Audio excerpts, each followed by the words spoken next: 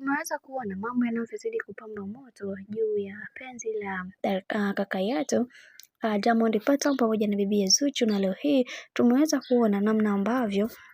Diamond Platnumz ameweza kuweka hisia zake za wazi kwamba yeye bila Zuchu hawezi, kwa sababu Zuchu ndo kila kitu katika maisha yake, na anatamani sana kuweza kuona kila kitu kikiwa sawa katika maisha yake. Anajua namna ambavyo amekuwa akiumizwa na taarifa za hapa na pale kuhusiana na bibi Zuchu, lakini kwa upande wake anasema na kukiri ya kwamba naamini kila kitu kinatokea kwa sababu na Mwenyezi Mungu yuko hapa kwa ajili ya kuweza kutufanya sisi wengine tuweze kuelewa maana halisi ya utu katika maisha. Hivyo ninasema ya kwamba Zuchu ni mwanamke ambaye anajielewa na anajitambua katika maisha yake, hivyo naendelea kumwombea kwa Mungu awe mtu mwema na mtu bora katika hii dunia, kwa sababu najua kuna wengi watamuumiza kwa maneno, watamuumiza kwa kashfa nyingi ambazo zimeweza kutokea, lakini kutoka moyoni kabisa Zuchu ni mwanamke ambaye anajielewa na anajitambua, na mara zote anatamani sana kuweza kufikia malengo ambayo aliweza kujiwekea katika maisha yake. Hivi ifike kipindi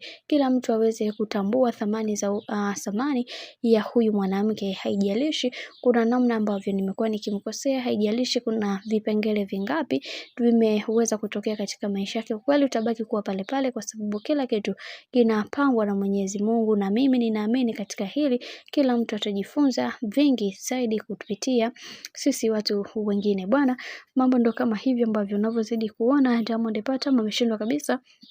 kuweza kuzuia hisia zake kutokana na hiki ambacho kinachoendelea, na wengi wao waliweza kumpongeza na kumwambia ama hakika wewe ni mwanaume na nusu na unatambua thamani ya mwanamke wako. Bwana, mambo ni mengi, alafu muda ni mchache. Mimi nikusisahau kusubscribe, kulike, kushare pamoja na kucomment.